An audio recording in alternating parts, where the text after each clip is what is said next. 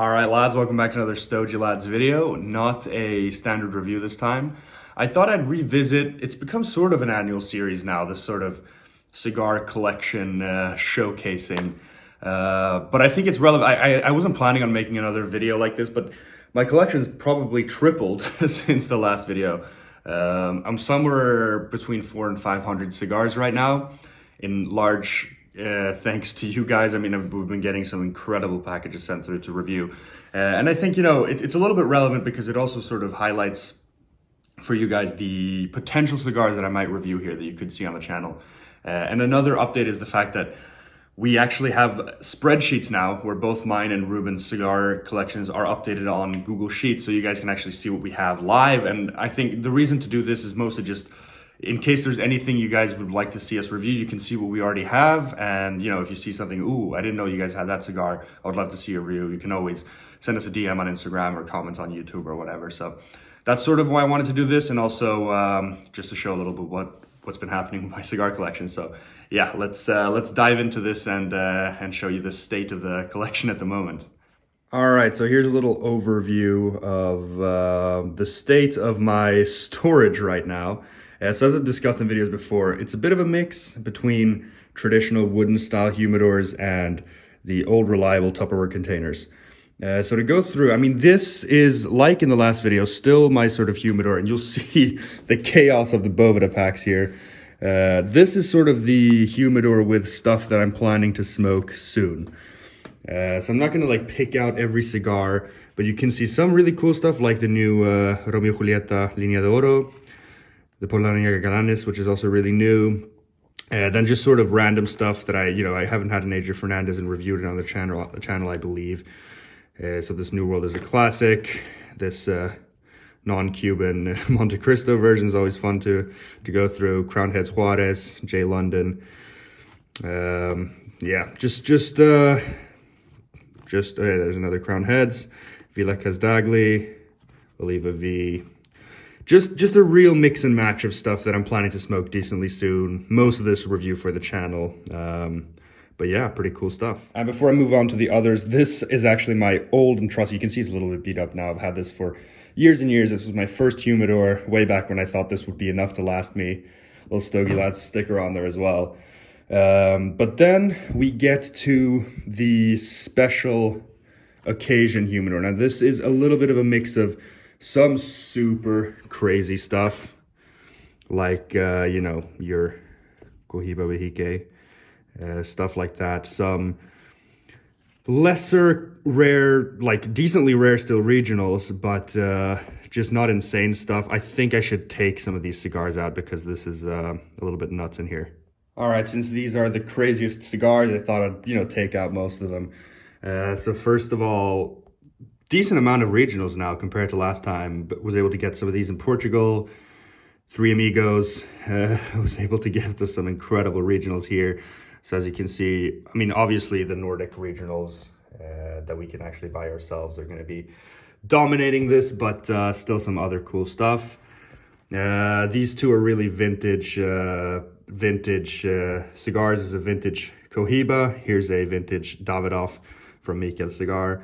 Then some limitadas, not too many. Monte Cristo right there, a little punch right there. I'm not a huge fan of the limitadas compared to the regionals. Two Cohiba talismans right there as well. Vintage Monte Cristo. And this is a mix of Cubans and non-Cubans, as you can see. The only non-Cubans almost worthy of being here are the Fuente stuff. That's some really vintage stuff there from Shane. Opus, Casa Fuente, which is super hard to get. Don Arturo as well, another Casa Fuente. This, as it's pretty much impossible as a suite to get, I threw this in here, maybe not truly worthy. Some really vintage aged Cubans there as well. Yeah, Juan Lopez. And then I guess these are the two creme de la creme cigars. It's obviously the Vejique 52 and a Don Carlos Lancero, which, if you know, this is probably the rare cigar in my collection because this isn't even sold, really. So yeah, these are the rare stuff. Some LCDH stuff as well. Vintage Juan Lopez, the collection jar thing.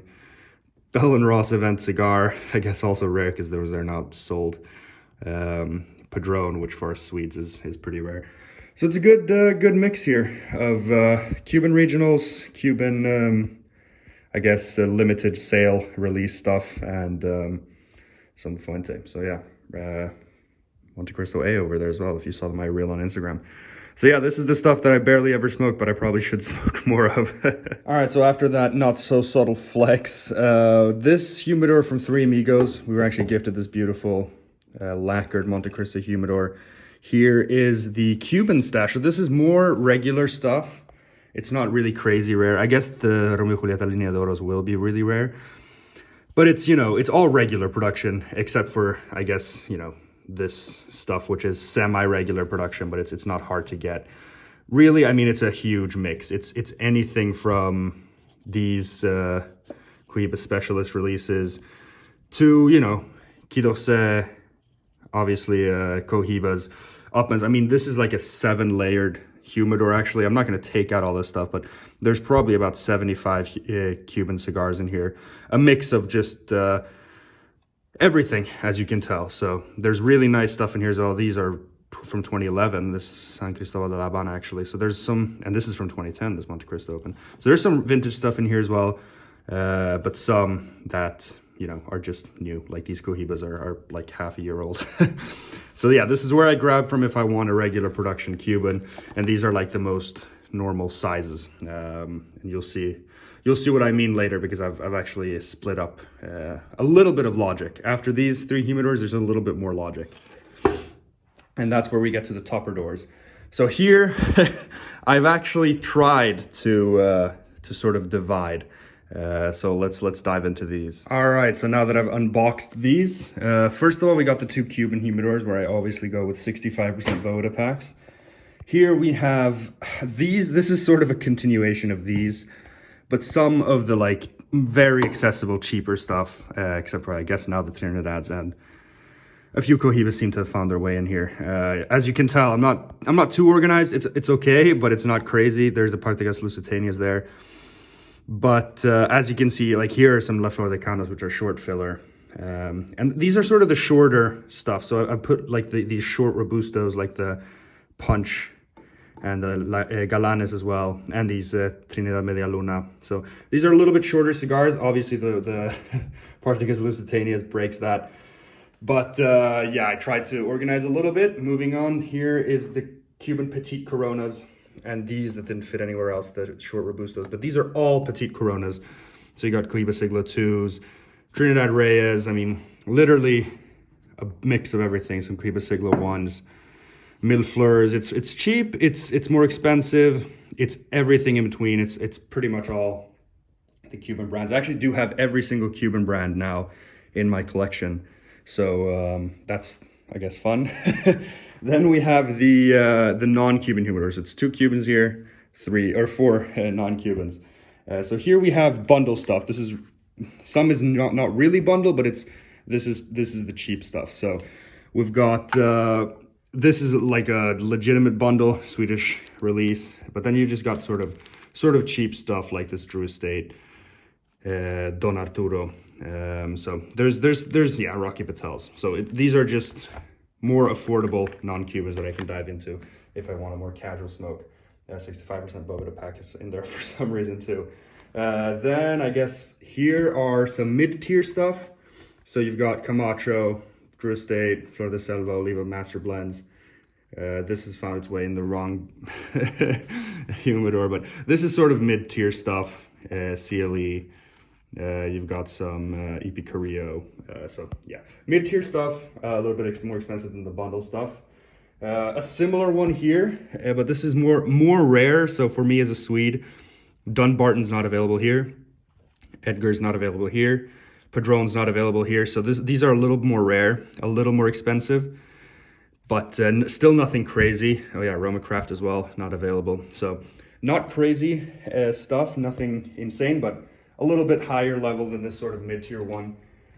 And last but not least, the not worthy for the special occasion humidor, but a little nicer than the other stuff. So this Drew Estate limited release. There's a lot of Davidoffs in here, and some nice Padrones as well.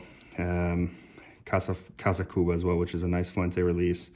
This Byron from Andrew Maiorino as well. There's a little bit of a mix. It's not crazy well put together, but a little bit more organization than last year at least. So there you have it, guys. I hope you enjoyed this little run through. I tried to not make it too rambly, but I still wanted to go through and show more or less what's in there. You know, I didn't just want to go, here's my Cuban humidor, here's my non-Cuban humidor, but yeah, I guess at the end of the day, this is an unorganized video, but a really fun one nonetheless. So I hope you guys enjoyed this video as always, and I'll catch you guys next time for probably a review.